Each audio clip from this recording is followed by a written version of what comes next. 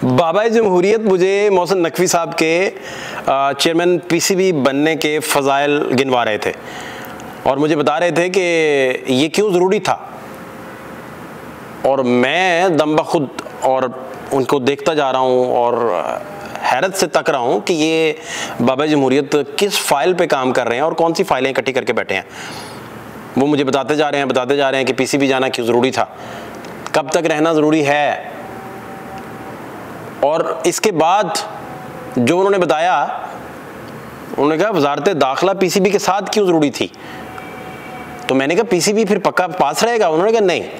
वो जो कहानी फिर उन्होंने सुनानी शुरू की, उस कहानी के मुताबिक मुझे लगा कि उनका जो लबो लहजा है वो पॉज पे चला गया है और मुझे सुनाई देना बंद हो गया, मुझे कुछ सुनाई नहीं दे रहा, और बाबा जमहूरियत मुझे सिर्फ दिखाई दे रहे हैं, सुनाई नहीं दे रहे। सारी बातें करने के बाद मैंने बाबा जी से पूछा कि ये रिपोर्ट कैसे करनी है बातें, ये बातें जो आप बता रहे हैं, आपके पास फैक्ट्स हैं, कोई सबूत भी आपने इकट्ठे किए हैं, तो इनको बताना कैसे है। तो मैंने कहा ये ना हो बाबा जी कि मैं भी उठाया जाऊं, बाबा जमहूरियत भी उठाए जाएं और फिर जो कैमरामैन इस वक्त हमारे रिकॉर्ड कर रहे हैं ये भी उठाए जाएं। तो मैंने कहा इन बातों को तो इशारों कनायों में भी मैं नहीं बता सकता जो बातें आप मुझे बता रहे हैं। उन्होंने कहा मोहसिन नकवी साहब से एक बहुत बड़ी गलती हुई है। मैंने कहा उनकी गुड्डी हवा में है, आप कहते हैं गलती हुई है। उन्होंने गालिब का एक शेर भी पढ़ा, कहते हैं कि एक गलती कर बैठे मोहसिन नकवी साहब। मैंने कहा क्या गलती कर बैठे, अच्छे भले हैं, सीएम पंजाब, उसके बाद अब सेनेटर भी बनेंगे, वजारत दाखिला पास है, पीसीबी पास है, आप पीसीबी के फ़ज़ाइल भी बता रहे हैं, वजारत दाखिला के फ़ज़ाइल, पीसीबी और वजारत दाखिला का इकट्ठे होने के जो फ़ज़ाइल उन्होंने गिनवाए हैं, मैं सोच भी नहीं सकता था कि बाबा जमहूरियत इस कदर डीप स्टडी करके केस को बैठे हुए हैं। इतनी डीप स्टडी कि मैं आपको बता रहा हूँ कि उनके लब जो हैं वो साइलेंट पे चले गए और वो मुझे आवाज़ आनी बंद हो गई। खैर चलें आगे चलते हैं, इस बात को यहीं तक रखते हैं फ़िलहाल। आगे ये हुआ कि उन्होंने कहा कि मोहसिन साहब ने जो गलती की है वो बहुत बुनियादी गलती है।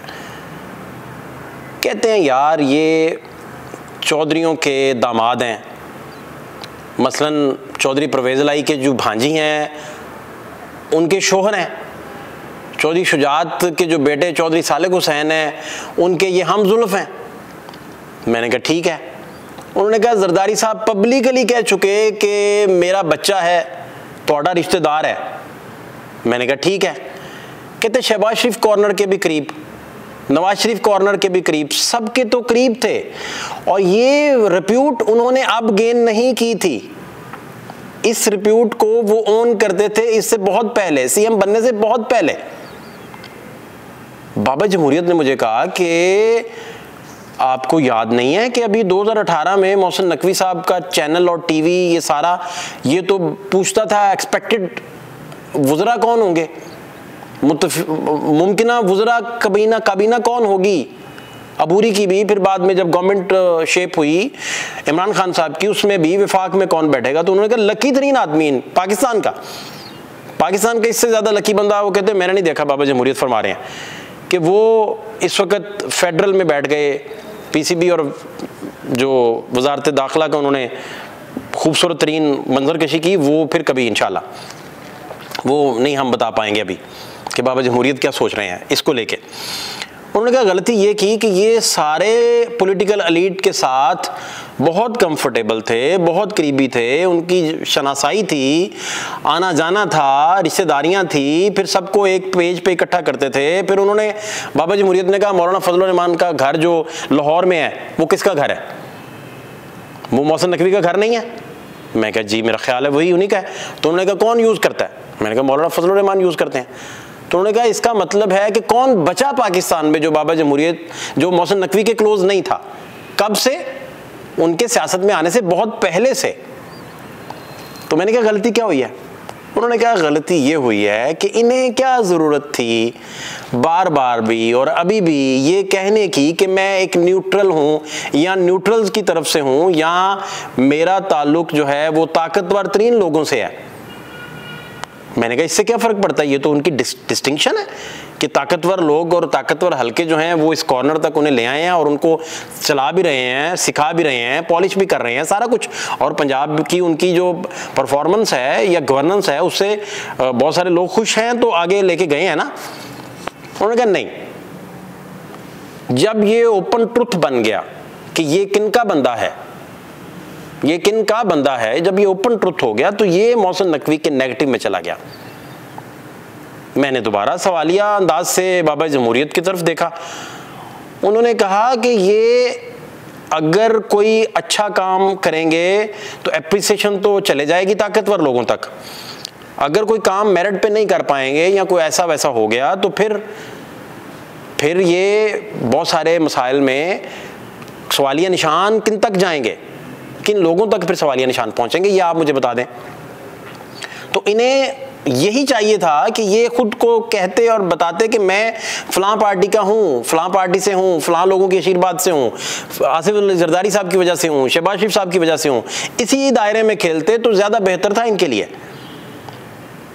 मुझे फिर ख्वाजा आसिफ याद आ गए, ख्वाजा आसिफ का रात वाला स्टेटमेंट याद आ गया कि नून लीग में ख्वाजा आसिफ साहब जितनी डेप्थ मैंने नहीं देखी कभी। बहुत डीप रूटेड हैं वो, बहुत डीप बात वो करते हैं और उनकी बात को समझने के लिए उसके मतलब क्या क्या हैं वो कल कह रहे थे। उन्होंने कहा वज़ीर ख़जाना भी नवाज शरीफ ने लगवाए हैं और मोहसिन नकवी भी नवाज शरीफ ने लगाए हैं। उस बैट्समैन के बारे में कह रहे हैं जो सियासत का सचिन तेंदुलकर है, नवाज शरीफ, जो ओपनिंग स्टार्स में बाबर आजम का दर्जा रखते हैं, उनकी बात वो कर रहे हैं। जो अपनी इनिंग्स के एतबार से ब्रायन लारा का दर्जा रखते हैं, जो इंजमामुल हक हैं अपनी इनिंग खेलने के बारे में, उन्हें पैड करके बाहर बिठाई रखा, उन्हें किसी ने बैटिंग की दावत ही नहीं दी। बाबा जमहूरियत ने मुझे कहा कि तुम जो 2017 में सोचते थे, 2017 में जो सोचते थे नवाज शरीफ के बारे में, कितने लोगों से सुनते थे कि इन पे क्रॉस लग गया। मैंने कहा जी बेशुमार लोगों से मैं सुनता था कि क्रॉस लग गया। तो उन्होंने कहा इमरान खान का मामला भी यही है। ये चैप्टर ज़रा और हो जाएगा, नवाज शरीफ को हम डिस्कस कर रहे हैं, इमरान खान बीच में आ गए, ये चैप्टर ज़रा अलहदा से हम इसे डिस्कस भी करेंगे, कंक्लूड भी करेंगे और इसको मंतकी अंजाम तक भी बता सकेंगे कि फैसला साज क्या सोच रहे हैं इस सारी चीज़ को लेकर।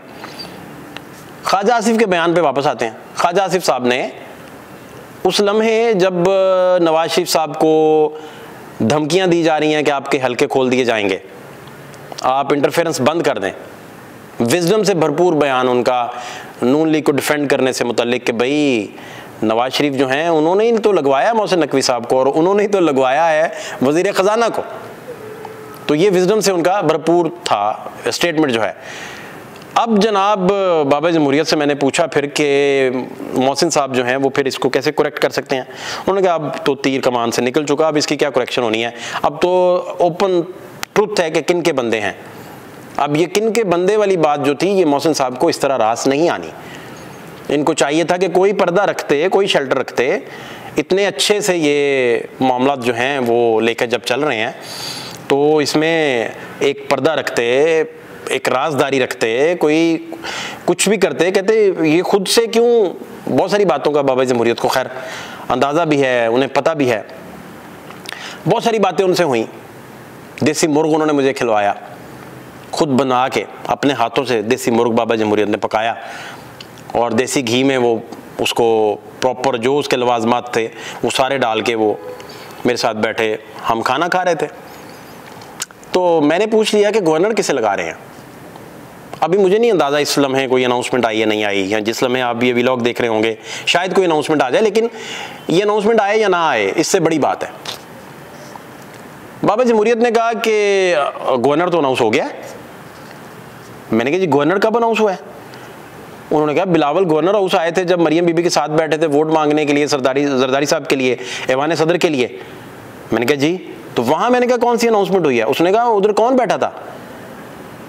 मैंने कहा मखदूम अहमद महमूद बैठे थे। तो उन्होंने कहा बस गवर्नर की अनाउंसमेंट हो गई, गवर्नर उसी बैठे थे ना वो, और कहाँ बैठे थे यार, और बिलावल के साथ कौन आया है? मैंने कहा अच्छा। वो कहते यार ये अनाउंसमेंट ही है, और किसे? मैंने कहा जी कायरा का नाम फेवरेट है, कायरा फेवरेट है। उन्होंने कहा ठीक है।